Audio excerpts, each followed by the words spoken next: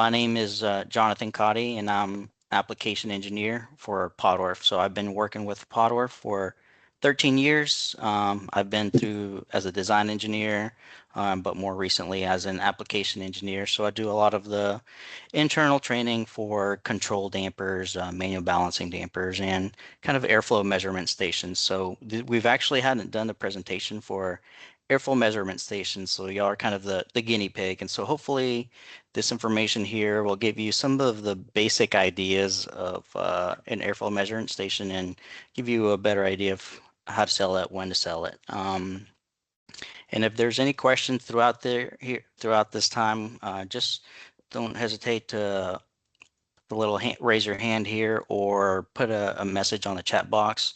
And if I'm missing it, Josh or Kelsey can let me know to look at it. And also at the end of this, we'll also have questions if you have any questions at the end. So airflow measurement stations. So this is going to be just an overview of what we're going to be discussing today. Why do we need to measure the air? So we'll also look into why it's important and how do air measurement stations help. We're also going to look at how how air was measured before air measurement stations. And in some cases, people still do it in different methods. And there can be errors or issues that arise from the older methods. And then we'll look into the two main technologies that are used in airflow measurement stations. The first one will be the pressure differential, and then the second one will be the thermal dispersion. And we'll look at how they function and what the benefit of each one is.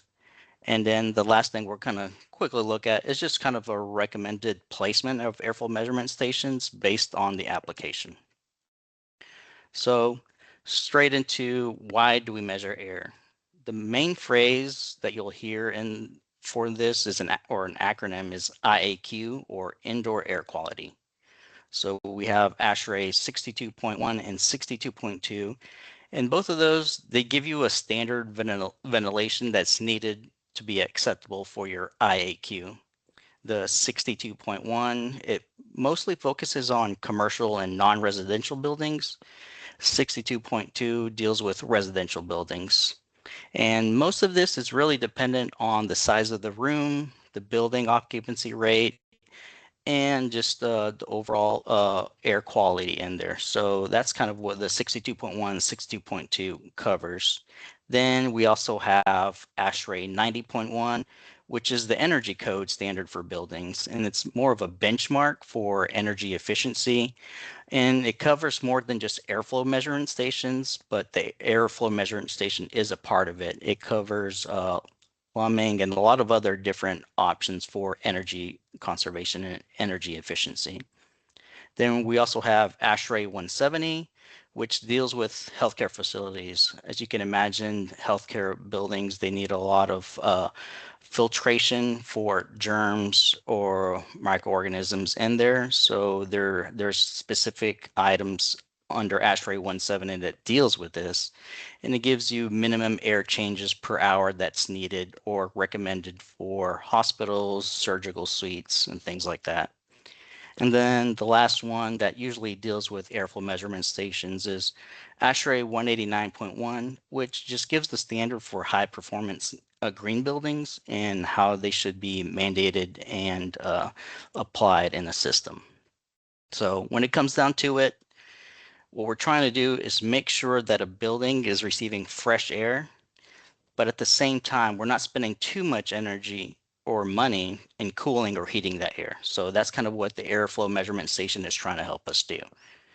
And there are different ways that ventilation rates can be estimated without using an airflow measurement station, but they're not always as reliable. So one method here is maintaining a building static pressure. So the main issue with this is that the pressure is going to be constantly changing depending on your filter. So if your filter starts getting dirtier, then the pressure on there is not actually going to give you a very accurate reading of what the airflow is going through there. Or the damper blades move at a certain position, it won't give you an accurate reading of what the actual airflow is going through there. So while it can give you a good base or a good idea it's not always as accurate as an airflow measuring station, but it is something that is used. And another method that is also used is the fan speed. So this is done by knowing the RPM of the fan and the fan curve. So there's some calculations that are done in order to see, okay, this fan has been running for a certain amount of time, and so that should give me this amount of airflow over this hour or 2 hours, and lets me know how much air has cycled through the building or fresh air has come into the building. But again, you run into dirty filters, the blades moving on the damper, and so you don't get as much accuracy on how much airflow is actually going through the system. So that's when we come in with our airflow measuring stations.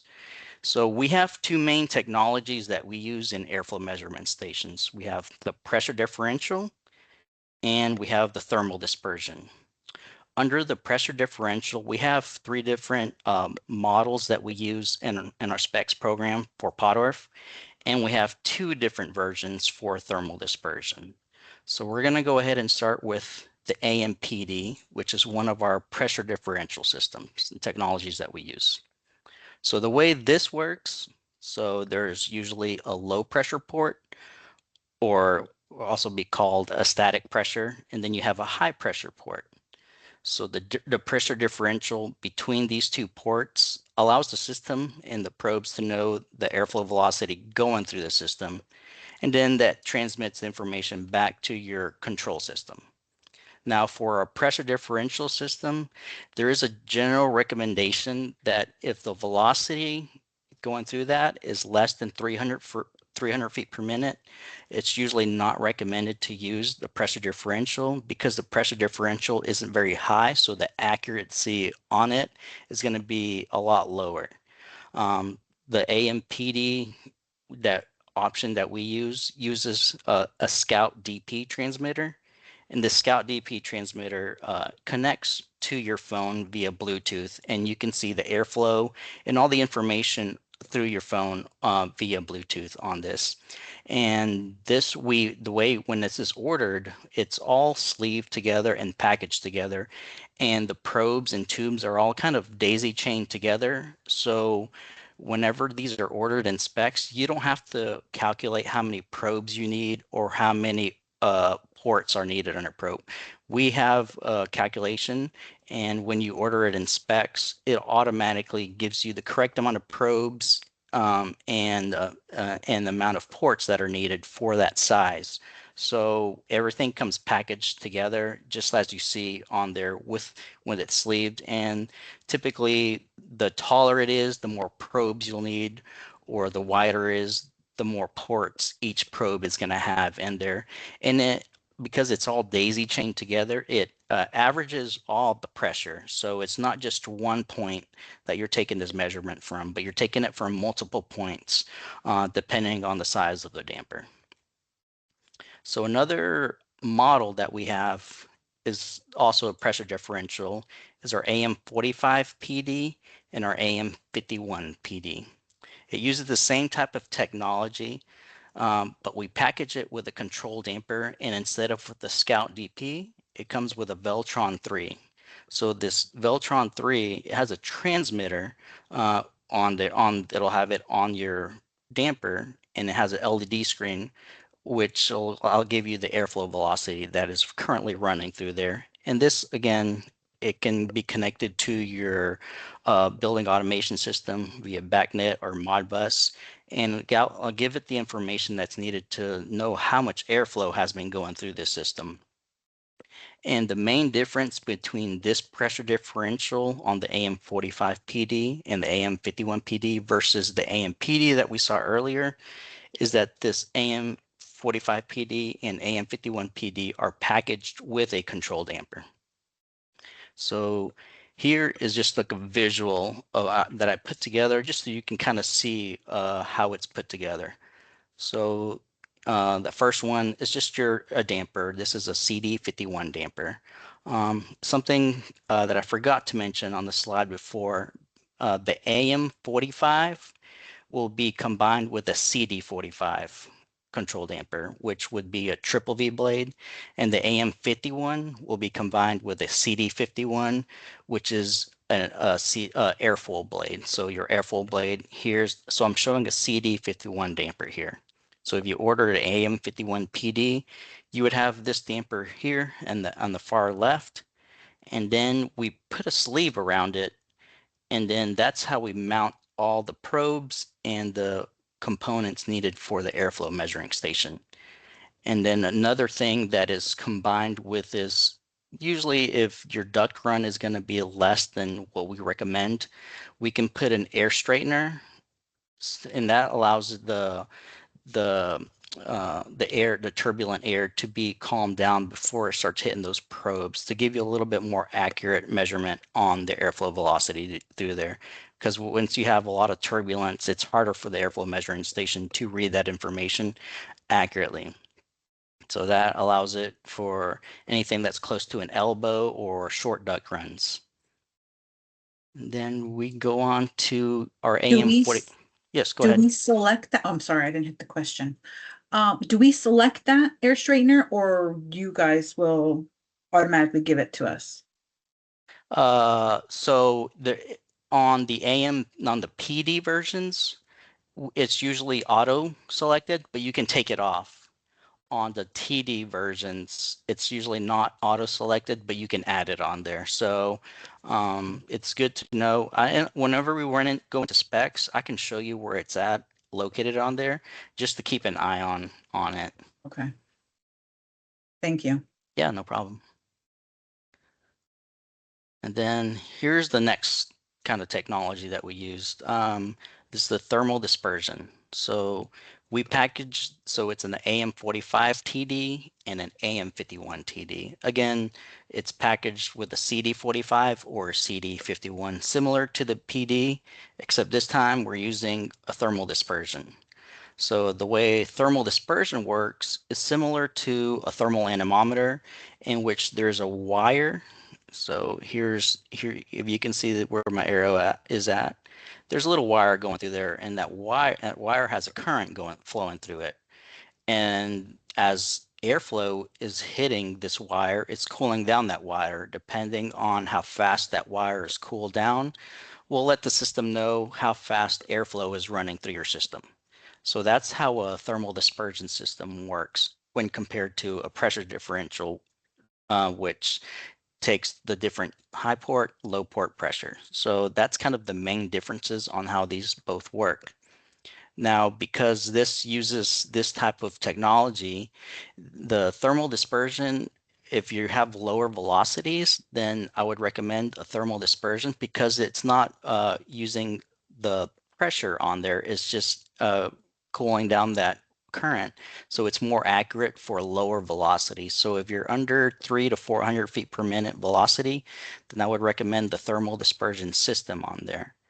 And for our TD or thermal dispersion, we use the ElectroFlow G5, which again has an LED screen on it with a transmitter showing you the airflow, and it can show you the temperature at that current moment.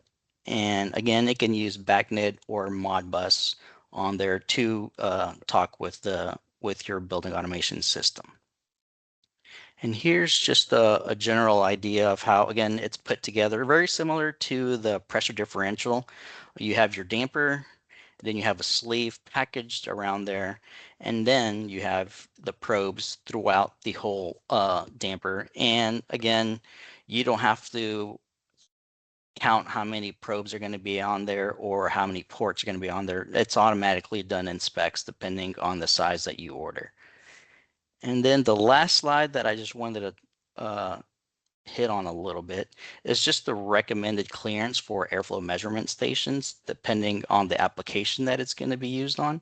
So these are just our basic spacing that is needed for them. Because if you imagine if you have an elbow or airflow measurement station coming right after an elbow, the amount of airflow hitting that airflow measurement station, it's not going to be very laminar. It's all going to be very turbulent, in which it's not going to read the airflow measurement going through there correctly or as accurately as needed.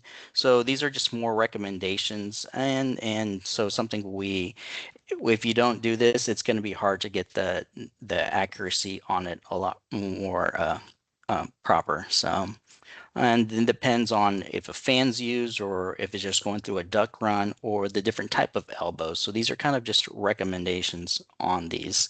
And again, we can always package it with the airflow straightener, which will help some, but again, we still recommend this amount of spacing on there. Now I'll go into the specs portion of this. Any questions before I get onto that, or straight to there? Um, so can everyone see my screen here? All right. So just the AMPD, if you type in your width and height, so that's going to give you your width and height of your sleeve. And depending on the height, it's going to change your probe quantity. So let's say I change it to 24. It's going to have 2 probes because it's not going to be as tall, so you won't need as many probes. And also, one of the main things we want to make sure is the CFM rate, the system flow rate here. Whenever you have that information, make sure you input that accurately, because this is what we typically base our airflow measurement station off of. We kind of put a calculation inside the transmitter, and it's calculated based off of this. So if your system flow rate is different in the field than what we put on here, the accuracy can be off. It can be adjusted in the field, but it can be a little bit of a hassle and a pain to try to adjust that out in the field. We've had some issues with that, so this is one of the more important things, your system flow rate for that. And also, if you have the system pressure, make sure you put that on there. And depending on the sleeve length, if you need it to be longer or shorter, we can adjust it somewhat, but then you'll need to make sure the clearances are correct. But we won't let you order anything that we won't be able to build. So, but if you need to adjust it, there is some adjustability. And this is for the AMPD, and similar to the TD, the thermal dispersion version. Make sure you input your system flow rate on there, and then again, your probe quantity changes, the probe length changes, and the amount of sensors on there. It lets you know how many sensors are going to be on each probe. And when, like I mentioned earlier, the air straightener. So here's the option for air straightener or no air straightener. The TD, the thermal dispersion one, usually has no air straightener on there, but if you need it on there, you can always select it and we could add it on there. It won't be an issue. And another thing on these, the type of actuators that are selectable on these are usually modulating actuators. That means that you can position the actuators into not just open or close, but you could do it 45 degrees open, 50 degrees open. And it allows you to more accurately um, allow the air to adjust and not just fully open, fully close. It allows you to open it up at multiple points instead of just one point. So that's why we typically have modulating actuators as the options on here, which is we typically use the Belimo, which have an SR under it, which mean for their modulating actuator method. Um, that was kind of like a quick touch up of basic information on there. Are there any questions, comments, or anything else that you would like to know? And If we're gonna do it on a round duck, we just change the transitions to round, or on a rounder, yeah, you would just change the transition to round, and we would end up putting kind of like a cap at the end and putting and it would have a round transition on there. Yep.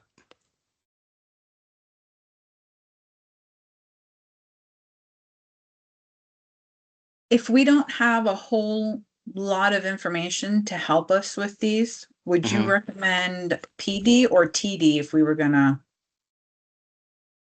go with? So, yeah, so if you don't have, the main thing is velocity. So if you have the velocity, that could guide you to the right direction. So if the velocity is less than 300 or 400 feet per minute, then I would go towards the TD. Or if it's lower than 300 or 400 feet per minute, I go for the TD. If it's anything other than that, then PD or TD would be fine. A lot of times, I think certain people, engineers, just spec out. They like a certain version of PD or TD. So a lot of times you just have to go with what the engineer recommends. Any other questions?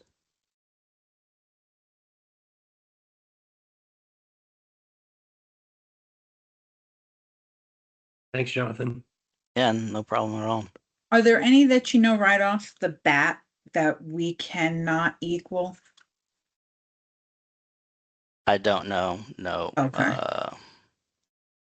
It's just going to be a case by case basis. Okay. And should we email you or should we email Dana? I would go directly to Dana. Okay. A lot of times he can figure it out or can look into it, and if not, he'll usually come to me. Perfect. Yeah. Okay.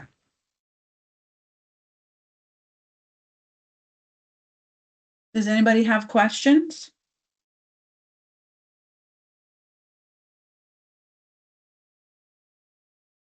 All right. Right. Well, Thank you. Thank y'all I for think joining that was in. good. Thank you so much. You gave us a lot Yeah. of information to work with. Yeah, no problem at all. And if you have any questions later on the road that you just think about, don't hesitate to reach out to Mhm. Josh, Dana, or I, and we'll get back to you. Thank you. Thank you so much for your time today. No problem. Thank Have a you. good right. day. Thank you.